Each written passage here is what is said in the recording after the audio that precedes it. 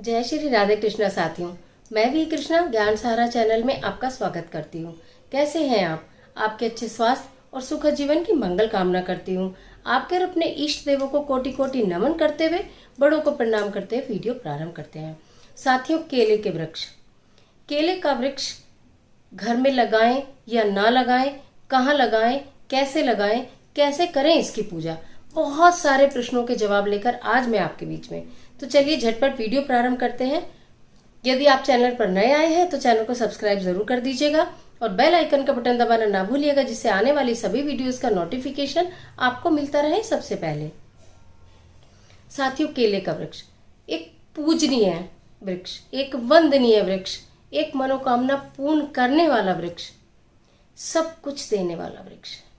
उसके बावजूद भी भ्रम है केले का वृक्ष हम कहाँ लगाएं, कैसे लगाएं। बहुत सारे मेरे प्यारी प्यारी बहनें भाई प्रतिदिन केले की पूजा करते हैं, या उनका जो वार है गुरुवार बृहस्पतिवार, उस दिन तो अवश्य ही पूजा करते हैं, अर्चना करते हैं, आराधना करते हैं, व्रत करते हैं। कहाँ करें फिर? अगर घर में केले का पेड़ ना लगाएं तो फिर कहाँ लगाएं? घर में केले का वृक्ष लगाना वर्जित माना जाता है। क्यों वर्जित माना जाता है, मैं आपके सारे प्रश्नों का जवाब दूंगी, लेकिन पुराण के आधार पर। हमारे पुराण क्या कहते हैं, क्यों है केले का वृक्ष लगाना वर्जित अपने घर के सामने या घर के आंगन में? क्योंकि ये महादेव द्वारा श्रापित है। अब महादेव द्वारा केले का वृक्ष कैसे श्रापित हुआ, किस प्रकार ये बात आगे बढ़ी, उसके लिए चलते हैं। थोड़ी देर मेरे साथ चलिए पुराणों की ओर। एक समय की बात है, देव गुरु बृहस्पति, सब अच्छी तरह जानते हैं देवताओं के गुरु बृहस्पति देव हैं। वो एक सभा में पधारे जहाँ सारे देवता उपस्थित थे। सभी देवताओं ने गुरु बृहस्पति को झुककर नमन किया, परंतु महादेव जी ने उनको नमन नहीं किया। इससे गुरु बृहस्पति थोड़े अहंकार में भी आ गए और थोड़ा उनको ये बात बुरी भी लगी कि मुझे सभी देवताओं ने प्रणाम किया है लेकिन महादेव जी ने प्रणाम नहीं किया। यह सोचकर उन्होंने महादेव जी के पास वो गए और उन्होंने महादेव जी से इस बात को लेकर वाद विवाद प्रारंभ कर दिया। जब उन्होंने महादेव जी से वाद विवाद प्रारंभ कर दिया तो महादेव जी को इस बात पर क्रोध आ गया और उन्होंने गुरु बृहस्पति देव को श्राप दिया कि तुम हो तो बहुत बुद्धिमान, लेकिन तुम्हारी बुद्धि जड़ है, चेतना तुम्हारे अंदर नहीं है। तुम पृथ्वी पर, मृत्यु लोक में पृथ्वी पर जाकर एक पेड़ के रूप में रहोगे, केले के वृक्ष के रूप में स्थिर और जड़ रहोगे। ऐसा सुनने के पश्चात बृहस्पति देव बहुत परेशान हो गए। वो गिड़गिड़ाने लगे, थोड़ा माफी मांगने लगे महादेव जी से और क्षमा याचना करते हुए बोले कि हे महादेव, मुझे क्षमा कीजिए, मुझसे बहुत बड़ी गलती हो गई। महादेव जी ने कहा कि ये श्राप तो वापस मैं नहीं ले सकता, लेकिन तुम सदैव पूजनीय हो, तुम सदैव वंदनीय हो, तुम पृथ्वी लोक पर रहोगे, वहां भी सदैव पूजनीय और वंदनीय ही रहोगे। तमाम दुखों को दूर करने वाले होंगे।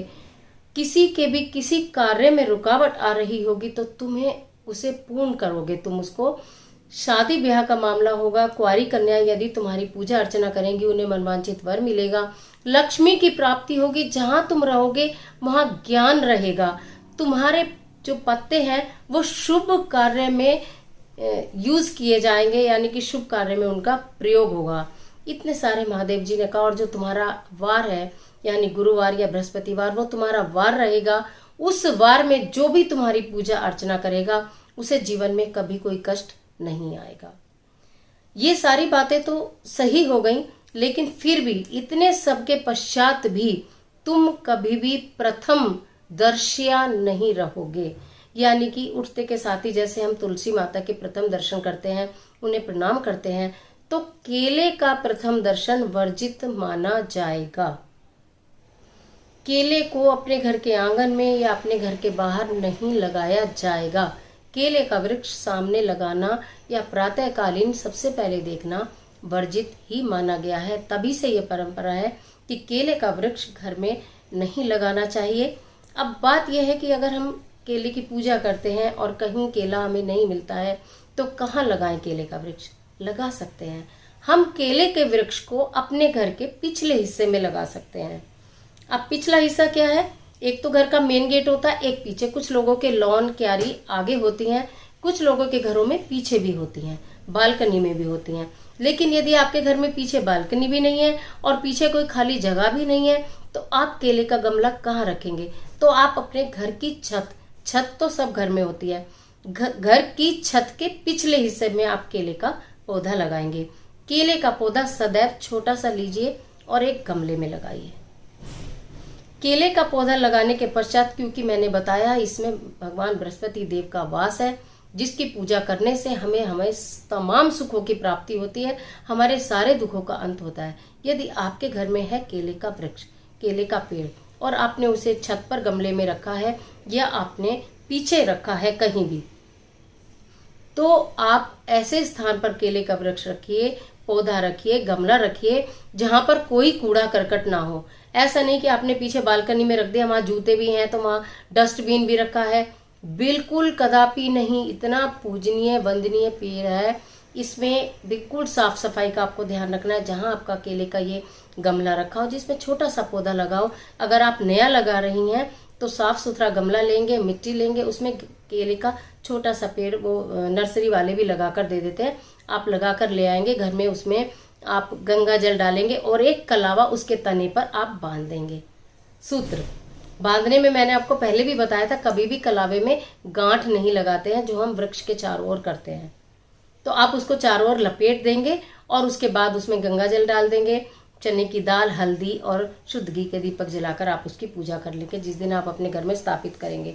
उसके बाद आप ये देखेंगे कि आपने यदि बालकनी में भी वो केले का पौधा रखा है, तो वहां आसपास कहीं पुराना सामान, कि बहुत सारा पीछे की जगहों में अक्सर घरों में पुराना सामान होता है फालतू, वो पीछे रखा रहता है।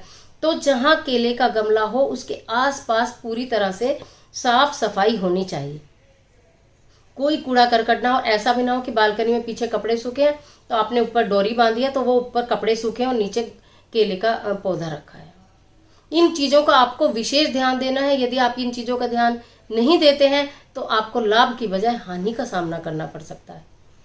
इसलिए इन चीजों का ध्यान करते हुए केले का पौधा जो है घर के पिछले हिस्से में या छत पर आप लगाएं। मैं समझती हूँ वो सारे प्रश्न जो आप निरंतर हमसे पूछ रहे थे, और थोड़ा सा आप लोगों को ये था कि आखिर बहुत सारी जगह ऐसी होती है जहाँ केले के बहुत सारे पेड़ होते हैं, लगभग सभी घरों में केले का पेड़ होता है।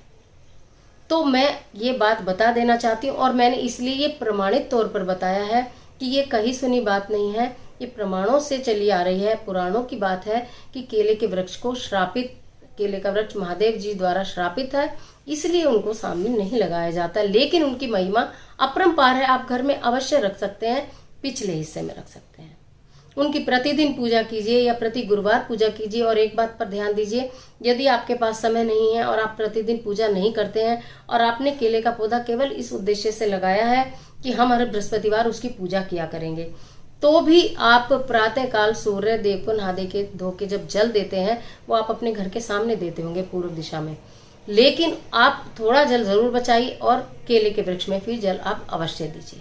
या कोई भी आपके घर में रहता है, आप सुबह जल्दी में जाते हैं, कोई भी आपके घर में, उन्हें जिम्मेदारी दीजिए कि केले के पेड़ को सींचना बहुत जरूरी है। बृहस्पति देव वाले दिन आप पूजा करते हैं तो ये बहुत ही उत्तम है। एक और विशेष बात ध्यान देने योग्य यहाँ पर यह है कि जब आपने गमले में केले का छोटा सा पौधा लगाया है, उसमें आप बृहस्पति देव की कथा करिए, वहां बैठ के उसका पूजन करिए। आप व्रत रखते हैं, हर सप्ताह मंदिर नहीं जा सकते, बहुत अच्छी बात है। लेकिन यदि बृहस्पतिवार से संबंधित आप उपाय करने जा रहे हैं तो 90% ये कोशिश कीजिए कि आपको कहीं दूसरे, आप मंदिर के प्रांगण में जहां भी कहीं पेड़ हो वहां आप जाकर उस उपाय को करें।